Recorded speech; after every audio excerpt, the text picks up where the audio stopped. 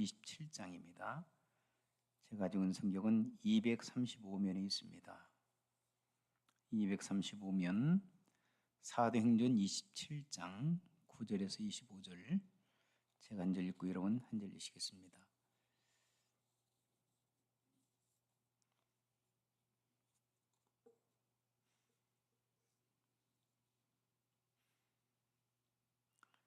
사도행전 27장 9절 제가 먼저 읽습니다. 여러 날이 걸려 금식하는 절기가 이미 지났으므로 항해하기가 위태한지라 바울이 그들을 권하여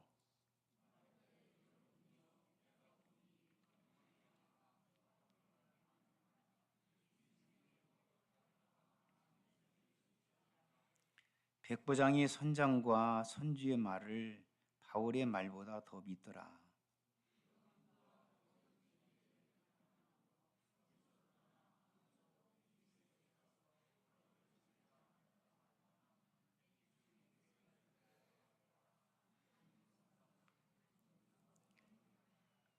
남풍이 순하게 불매 그들이 뜻을 이룬 줄 알고 닷을 감아 그레데 해변을 끼고 항해하더라.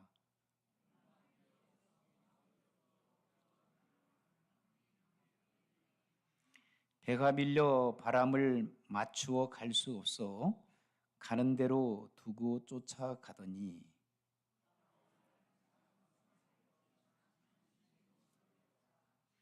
끌어올리고 줄을 가지고 선체를 둘러 감고 스르디스에 걸릴까 두려하여 연장을 내리고 그냥 쫓겨가더니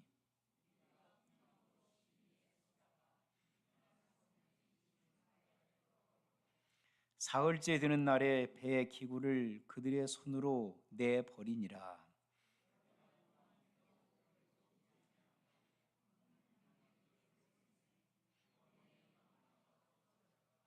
여러 사람이 오래 먹지 못하였음에 바울이 가운데 서서 말하되 여러분이여 내 말을 듣고 그레데에서 떠나지 아니하여 이 타격과 손상을 면하였더라면 좋을 뻔하였느니라.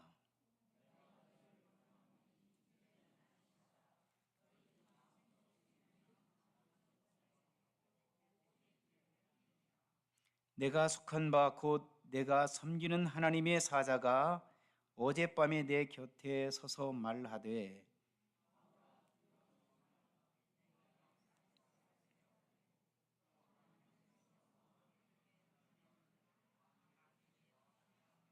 함께 읽습니다.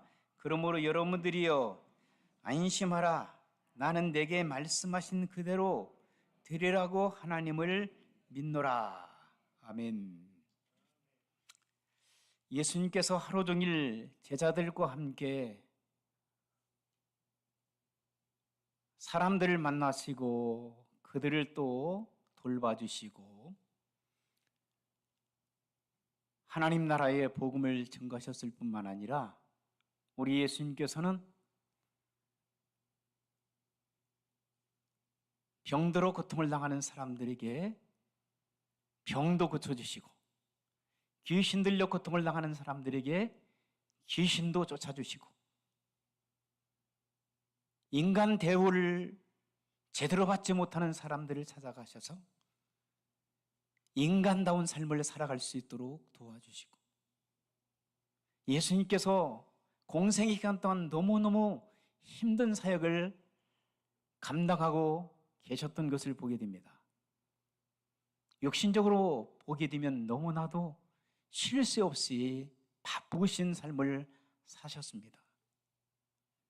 근데 이날 역시 예수님께서 사역을 마치시고 갈릴리 바다 건너편에 또 다른 마을로 가시기 위하여 배를 타셨습니다.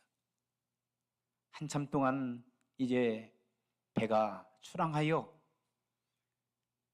갈릴리 바다 한가운데 이르렀을 때에 바람이 불기 시작합니다. 풍랑이 일기 시작합니다.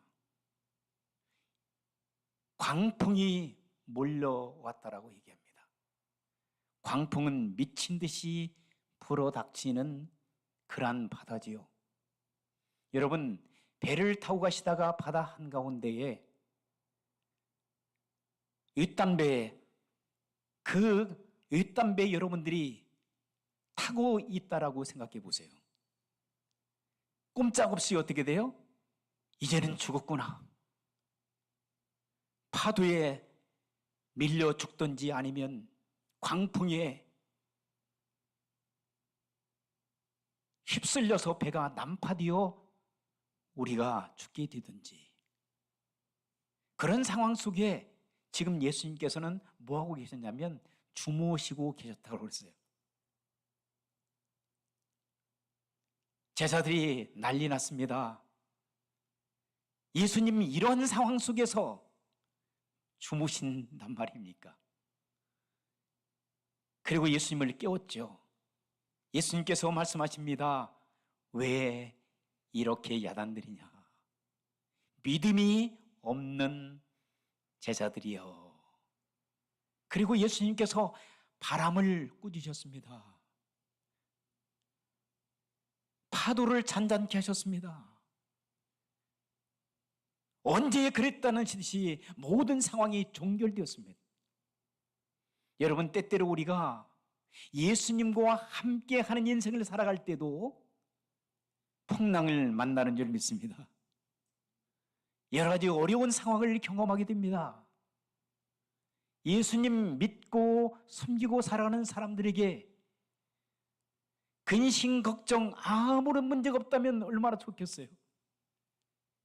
근데 하나님께서는 저와 여러분들을 사랑하셔 주셔서 때때로 광풍을, 풍랑을, 파도를 일으켜 주시는 줄 믿습니다.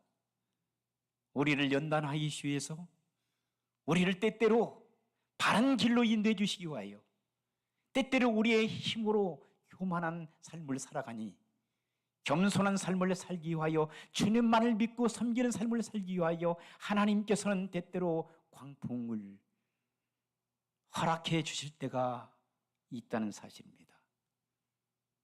사랑하는 성도 여러분, 여러분들은 요즘 어떠한 광풍을 만났습니까? 어떠한 힘든 일들이 여러분의 삶의 현장 속에서 일어나고 있나요? 몸이 아프십니까? 원치 않은 그 질병 속에서 여러분 고통을 당하고 있습니까? 아니면 여러분의 사랑하는 하나님의 사람들이, 사랑하는 여러분들의 가족들 중에서 이렇게 무서운 광풍을 만나 고통 속에 살아가고 있습니까? 아니면 여러분 열심히 다녔던 직장을 잃어버렸습니까? 어떤 분들은 직장을 찾아서 헤매는 분들 있더라고요. 안타깝죠. 어떤 분은 인간 관계 속에서 여러 가지 어려운 가운데에 힘들어하는 분들도 있고요. 잠을 이루지 못하고 고통 가운데 살아가는 사람들도 여러분 주변에 많이 있을 거예요. 성경에 보면은 우리만 겪는 고난이 아니라는 사실입니다. 우리가 잘 알고 있는 욥은 자기가 원치 않은데도 불구하고 그에게 갑자기 광풍이 몰려왔습니다. 사랑하는 자녀들이 다 죽었어요.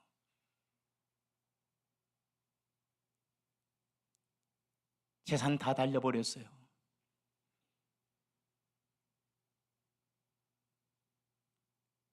자기의 친한 친구들은 그를 믿음이 없다라고 공격합니다. 설 자리가 없어요.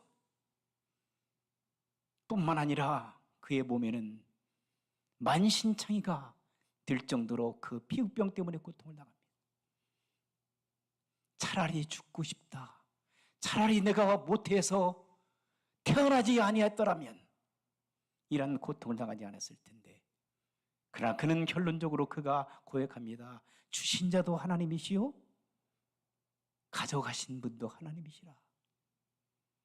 나에게 이러한 엄청난 광풍을 허락하신 분도 하나님이시고 이 광풍을 못게 하시는 분도 하나님이라는 사실을 그는 깨닫게 되었습니다. 하나님께서는 그에게 새 힘을 주신 줄 믿습니다. 새 능력을 허락해 주시고 다시금 회복할 수 있는 능력을 하나님께서 허락해 주셨습니다. 뿐만 아니라 여러분, 우리가 잘 알고 있는 나오미 있잖아요. 나오미가 누구이죠? 나오미는 룻의 시어머니예요. 그럼 룻은 누구예요? 나오미의 며느리예요. 나오미가 유대 땅 베들레헴에서 흉년을 만났어요. 무서운 흉년이라는 광풍을 만났어요. 더 이상 견디기 힘들었어요. 그래서 이웃 나라 요단강 건너편에 있는 모압이라는 나라에 지금 말하는 이민을 갔습니다. 가족 이민을. 남편과 함께, 두 자녀들과 함께, 두 아들과 함께 이민을 갔는데 그곳에서 잘 됐으면 얼마나 좋아요. 그곳에서 살다가 남편이 죽었어요. 두 아들은 장가 갔는데 이방 여인이었던 모압 여인과 장가 들었는데 두 아들마저 죽게 되었어요. 이제 며느리들만 남았어요. 이방 여인이었던 두 며느리들이. 한 여인은 떠났습니다. 한 여인, 그 이름이 누구예요? 룻입니다. 룻. 나오미의 며느리 룻. 그래서 우리는 룻기서를 보게 된 그 사실에 대해서 자세히 알 수 있습니다. 자, 룻과 그리고 나오미가 모압 땅에서 살 수가 없었어요. 그러니까 나오미는 이제는 나의 본향으로 다시 돌아가겠다고, 너도 돌아가라고, 네 아비에게, 네 부모 친척에게 돌아가라고. 그렇지만 어머니가 섬기는 하나님 내가 섬기고 어머니가 가는 곳 나도 따라가겠다. 여러분, 그런 자부들이 이름에 있는가 싶어요. 그러한 며느리가 있으면 얼마나 좋을까. 저도 한번 저희 며느리가 그런 며느리가 되기를 간절히 소원해 봐요. 그런데 그 정말 룻은 시어머니 나오미를 따라서 요단강을 건너 다시 베들레헴 땅으로 가게 됩니다. 자, 나오미는 기쁨의 사람. 그 나오미는 이제는 기쁨의 사람이 아니에요. 마라 인생, 쓰디쓴 인생의 고비를 경험한 사람. 나를 나오미라 부르지 말고 나를 마라라 불러라. 동네 사람들한테 자기의 인생을 한탄하며, 그러나 결국은 하나님께서 그 여인을 광풍의 그 무서움에서 벗어나도록 도와주신 줄 믿습니다. 그 후손들이 이세요, 그리고 다윗 왕, 그리고 예수 그리스도의 육신의 혈통을 이어가는 참으로 존귀한 그런 사람들이 되었습니다. 여러분, 광풍이라고 하는 것은 나쁜 것만 아니에요. 때로는 우리를 겸손하게 만듭니다. 때로는 우리를 하나님의 사람으로 온전하게 세워주십니다. 할렐루야. 때로는 하나님께서 우리를 성숙한 하나님의 사람으로 만드셔서 하나님께서 원하시는 좋은 주님의 일꾼으로 세워주신다는 사실을 우리는 잊어서는 안 됩니다. 그래서 왜 나만 겪는 고난이냐고 여러분 울부짖지 마세요. 왜 나만 이렇게 고난을 당해야 되느냐고 고통 속에서 여러분 울부짖지 마세요. 물론 그럴 수 있습니다. 주여, 내가 지금도 여전히 어려움을 당하고 있습니다. 이러한 힘든 고난 속에서 어떻게 살아가야 될지 모르겠습니다. 라고 여러분 나고성칠 수 있습니다. 저는 며칠 전에 저희 아들 동서 엄마가 62살 젊은 나이에 1년 동안 암에서 고통을 나가다가 며칠 전에 소천하신 권사님 한 분을 여러분들에게 소개하고 싶습니다. 미국에 오래전에 이민 와서 아들, 딸 두 남매를 잘 키웠습니다. 하나는 의사가 됐고 하나는 약사가 됐고 며느리는 또 약사가 됐고 예수님 잘 믿는 권사님이었어요.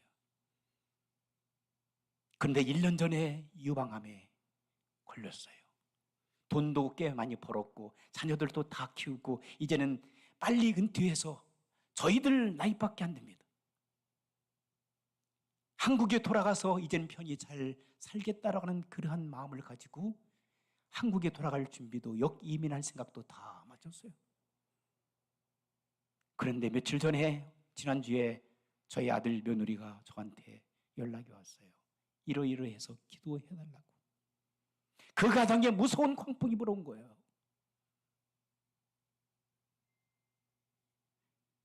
일 년 전에 수술했는데 재발이 돼가지고 결국은 62살의 젊은 권사님이 하나님의 부름을 받고 지난 토요일 날 장례식 예배를 드렸어요.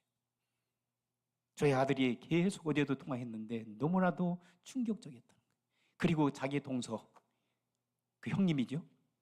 그 형님도 너무나도 고통 속에서 믿음이 좋은 가정인데도 불구하고 너무 그 무서운 광풍을 맞은 거예요.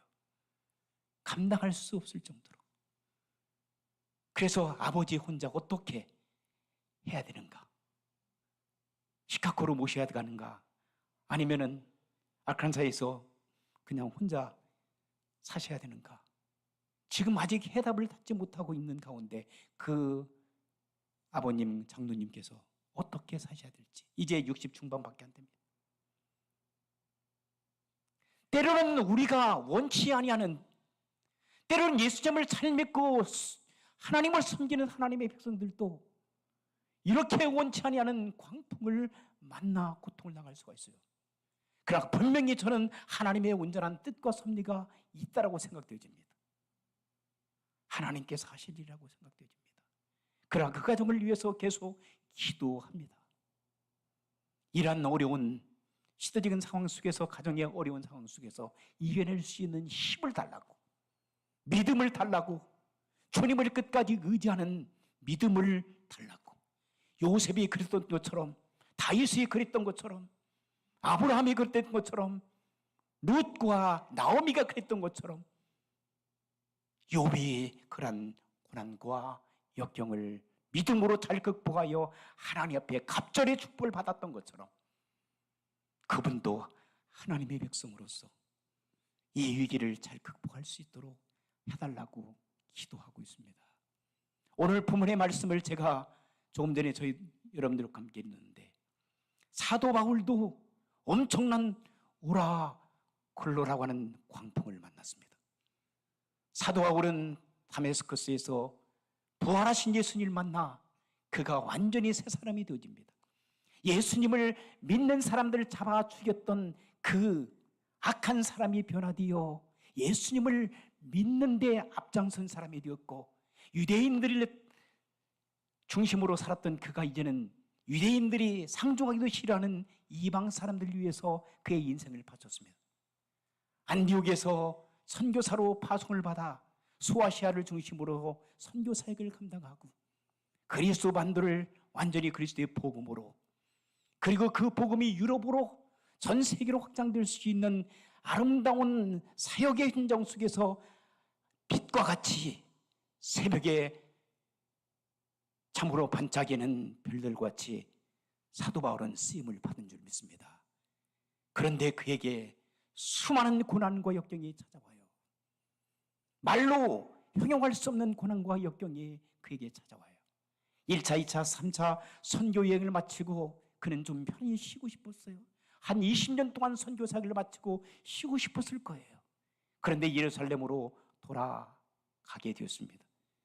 여러 사람들이 예루살렘 가게 되면 너는 죽는다, 당신은 죽게 된다, 가지 말라고 했지만은 하나님께서 맡겨진 사명을 이루기 위하여 예루살렘으로 갔다가 유대인들에게 체포되어 결국은 시저 앞에, 로마 시민권자이기 때문에 시저 앞에 서서 어필하기를 원해서 결국은 그가 죄수의 몸으로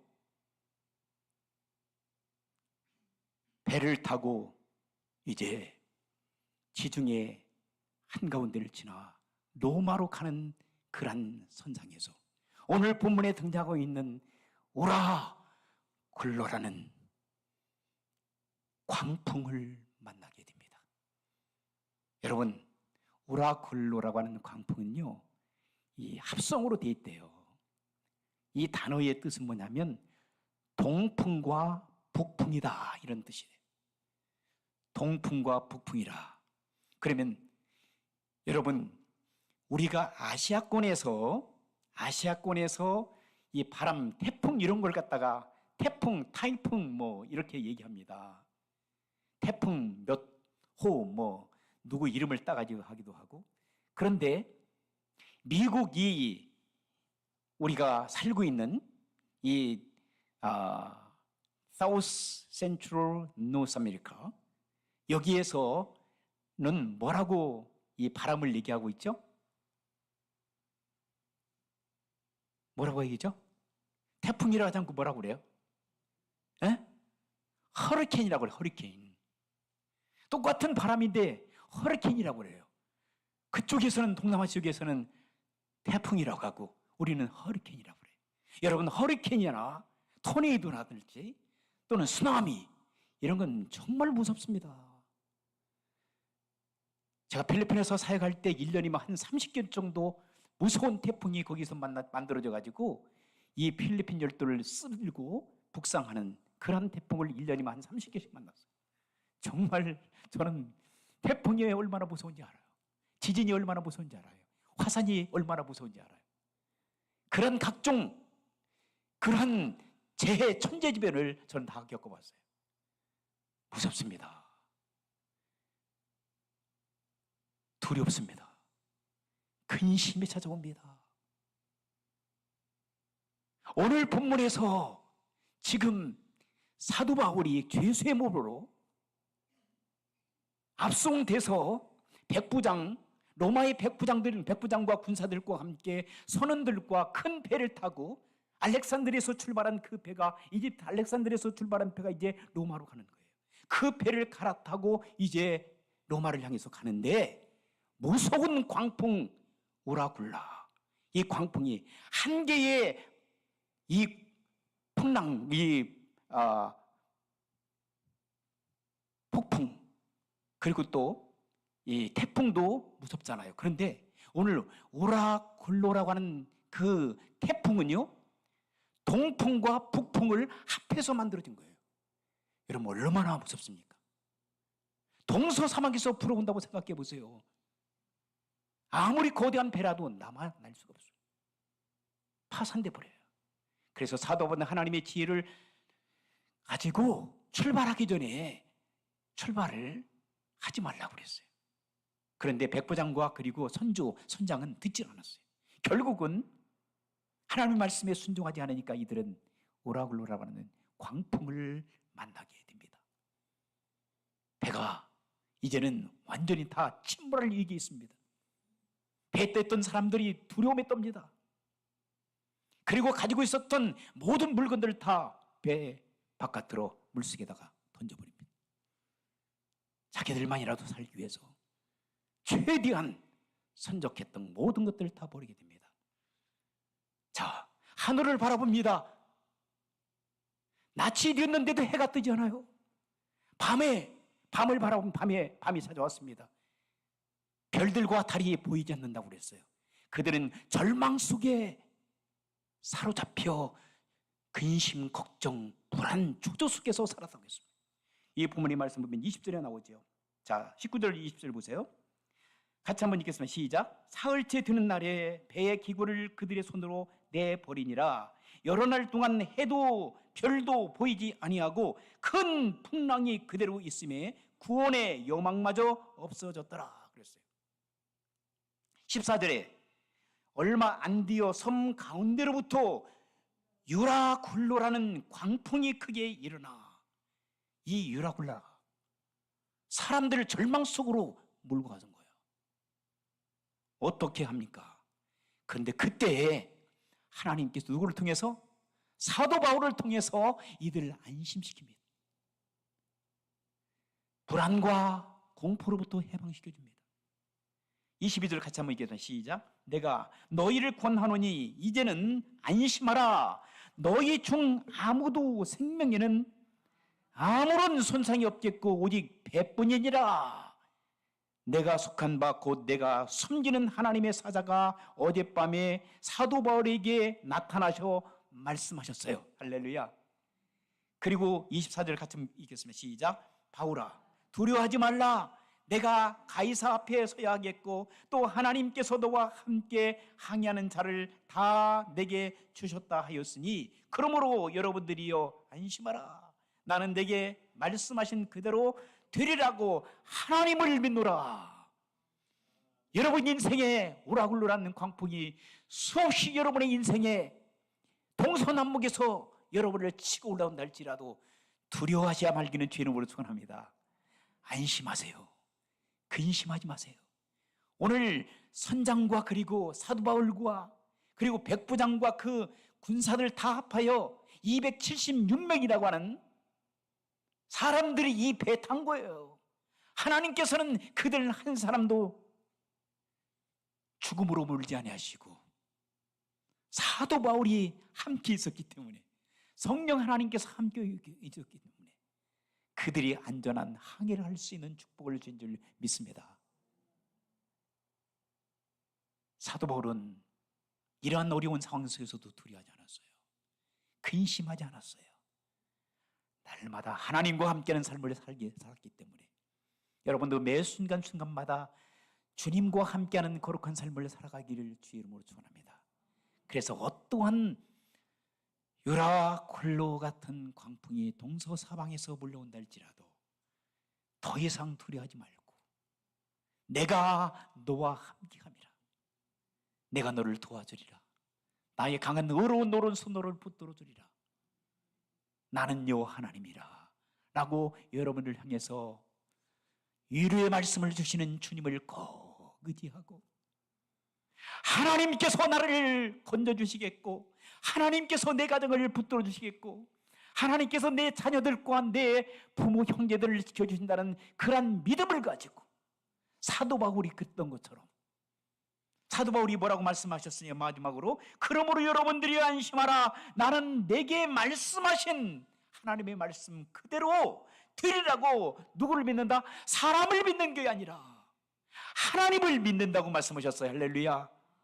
하나님을 믿고 살아갈 때 여러분 어떠한 영적 바이러스가 여러분을 침범하고 여러분을 고통 속에 몰아넣고 여러분의 인생을 좌절케 하고 절망케 한다 할지라도 사랑하는 성도 여러분, 여러분들은 절망하지 마세요.